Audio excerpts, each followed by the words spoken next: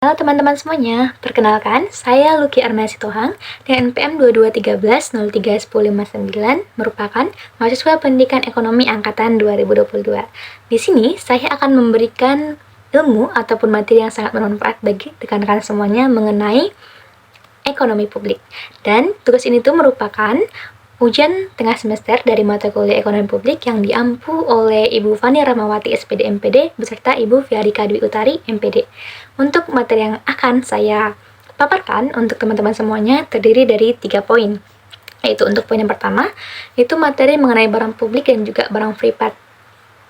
Untuk materi yang kedua, yaitu adalah peran pemerintah dan swasta dalam penyediaan barang publik. Dan yang ketiga adalah teori Pigou, Bowen, Lindahl, dan Samuelson dalam konteks penyediaan barang publik di Indonesia. Untuk itu, mohon disimak ya teman-teman untuk materinya. Nah, mungkin barangkali teman-teman masih ada yang penasaran dan bahkan masih ada yang bingung mengenai barang privat dan juga barang publik. Itu bedanya apa sih? Terus barang publik itu apa sih sebenarnya? Barang privat itu juga apa? Kok dikatain barang publik dan juga barang privat? Dan contohnya itu kira-kira apa? Jangan-jangan waktu kita menggunakan sebuah fasilitas itu tuh masih termasuk barang publik dan juga bisa jadi itu merupakan barang privat.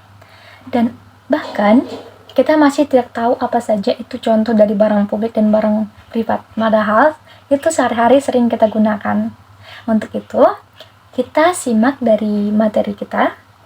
Yang pertama, untuk barang publik dan barang privat. Di sini saya akan menjelaskan apa itu barang publik dan barang privat beserta contoh dan juga perbedaannya antara kedua ini.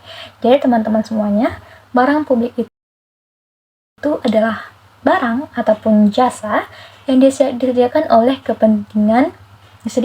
untuk kepentingan bersama dan dapat digunakan oleh semua orang tanpa mengurangi hak orang lain untuk menikmatinya.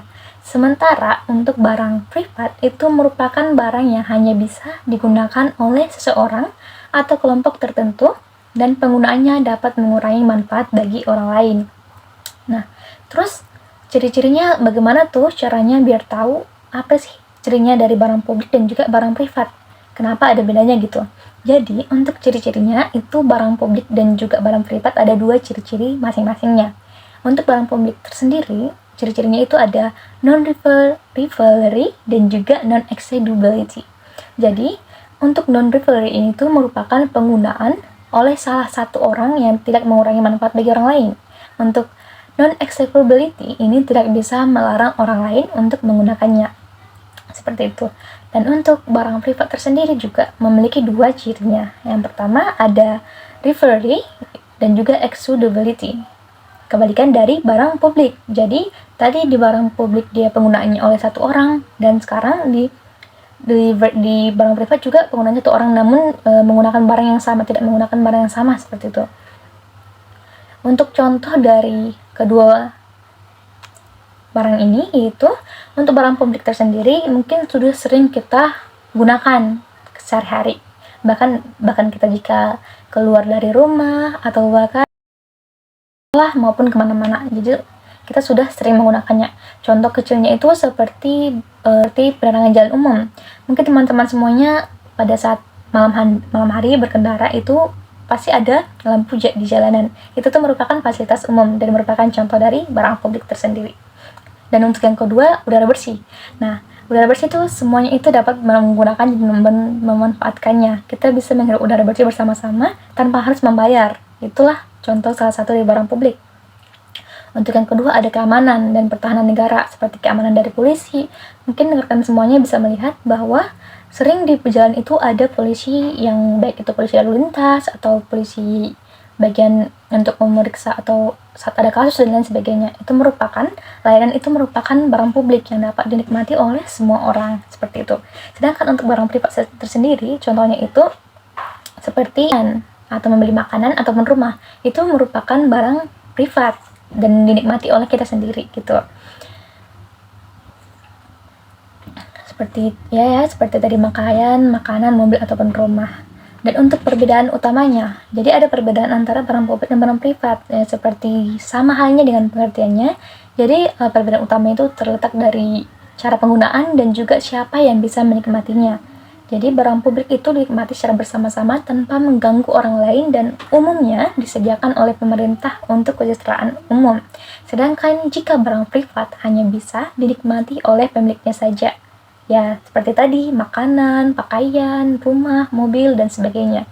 Itu hanya bisa dinikmati oleh pemiliknya tersendiri tanpa dinikmati oleh orang-orang lain seperti itu. Baiklah, sekarang kita masuk ke materi yang kedua, yaitu peran pemerintah dan juga swasta dalam pelayanan umum. Jadi, peran pemerintah dalam menjamin ketersediaan barang publik ini menjadi sangat penting, terutama karena sektor swasta tidak selalu mampu untuk bersedia menyediakan barang-barang tersebut secara memadai. Penyediaan barang publik dalam jumlah yang besar membuat kriteria publik. Barang publik itu memainkan peran yang sangat penting dalam pembangunan sosial dan ekonomi dalam suatu negara. Pentingnya peran pemerintah dalam penyediaan barang publik tidak bisa dipisahkan dari upaya untuk meningkatkan kesejahteraan dari masyarakat. Jadi teman-teman semuanya, untuk peran pemerintah itu terbagi dalam 3, yaitu ada fungsi alokasi, distribusi, dan stabilisasi. Peran pemerintah dalam alokasi itu, dalam konteks alokasi, pemerintah berperan dalam mengalokasikan sumber daya secara efisien melalui belanja publik untuk mendorong pertumbuhan ekonomi. Ini mencakup penyediaan barang publik dan juga mendorong investasi swasta dan mendukung sektor-sektor yang ekonominya yang produktif. Penyediaan barang publik ini sangat penting karena tidak semua barang yang dapat disediakan oleh sektor swasta. Barang publik memiliki karakteristik non-eksekutif di mana manfaatnya dapat dinikmati oleh semua orang. Seperti yang tadi sudah dijelaskan sebelumnya, udara bersih, kesehatan, dan sebagainya. Untuk peran pemerintah dalam distribusi, itu berusaha menyeimbangkan antara efisiensi dan juga pemerataan dalam alokasi sumber daya. Ini tuh dilakukan melalui berbagai instrumen seperti pajak, jaminan sosial, dan juga pelayanan publik untuk mempengaruhi distribusi pendapatan. Jadi tugasnya itu tidak mudah, karena berkaitan erat dengan isu keadilan dan juga merupakan konsep yang kompleks dan dapat dilihat dari berbagai sudut pandang. Seperti itu. Untuk peran pemerintah dalam stabilisasi ini tuh bertujuan untuk menciptakan stabilitas ekonomi. Ya seperti namanya teman-teman, stabilitas. Jadi untuk menciptakan keseimbangan seperti itu. Jadi fungsi ini tuh sangat terkait dengan pengaturan variabel ekonomi makro, kebijakan moneter, dan juga fiskal. Yang dimana kegiatan stabilitas ini tuh bertujuan untuk menghindari masalah seperti inflasi dan juga deflasi yang akan terjadi. Seperti itu. Oke, kita masuk ke materi yang ketiga. Poin ketiga kita akan membahas mengenai teori. Nah, teori ini tuh berhubungan dengan teori penyediaan barang publik. Ada beberapa teori, seperti teori Piaget, Bowen, Lindell, dan juga Samuelson. Nah, teori ini tuh digunakan untuk menjelaskan bagaimana barang publik itu harusnya disediakan dan dibiayai, terutama dalam menentukan siapa yang harus menanggung biaya dan berapa banyak barang publik yang sebaiknya disediakan oleh pemerintah agar efisien dan adil. Nah, dalam teori-teori ini kita bisa bahas satu persatu agar mudah dipahami ya teman-teman. Untuk teori yang pertama itu teori Piaget. Jadi dalam teori Piaget ini itu menekankan bahwa pemerintah perlu campur tangan ketika ada kegagalan pasar, seperti dalam penyediaan barang publik. Jadi menurut Piaget ini, karena barang publik tidak menguntungkan secara langsung bagi pihak swasta, maka pemerintah harus membiayainya melalui pajak agar semua masyarakat tetap bisa menikmatinya. Dan untuk teori yang kedua ada teori Bowen. Teori Bowen ini menjelaskan cara menentukan jumlah barang publik yang ideal dengan melihat keseimbangan antara manfaat yang diterima masyarakat dan biaya yang harus ditanggung bersama. Teori ini tuh membantu menentukan berapa banyak barang publik yang sebaiknya disediakan agar efisien secara ekonomi. Untuk teori yang ketiga ada teori Lindell. Teori ini tuh berfokus pada keadilan dalam pembiayaan barang publik. Nah, Lindell ini mengusulkan agar setiap orang membayar pajak sesuai dengan tingkat manfaat yang mereka terima dari barang publik tersebut. Nah, ini tuh disebut dengan Lindell Equilibrium. Nah, jadi teori ini itu digunakan mencari sistem pajak yang adil dalam membiayai barang publik yang disediakan. Untuk teori yang keempat itu teori Samuelson, di mana teori ini tuh memperkenalkan konsep bahwa barang publik sebaiknya disediakan sampai total manfaat tambah bagi seluruh masyarakat sama dengan biaya tambah untuk menyediakannya, atau Pareto efficiency namanya. Dari teori ini tuh menjadi dasar perhitungan ekonomi dalam menjadikan kebijakan publik modern, termasuk di Indonesia. Jadi seperti itu teman-teman untuk materi yang bisa saya sampaikan kepada teman-teman semuanya. Semoga bermanfaat. Dan sebagai penutup dari presentasi saya mengambil sebuah kutipan dari seorang motivator sekaligus penulis dan juga merupakan pembicara inspiratif, yaitu asal Amerika Serikat yang terkenal dalam dunia bisnis juga. Dan ini tuh merupakan kata-kata motivasi dari Zig Ziglar, seperti namanya Zig Ziglar.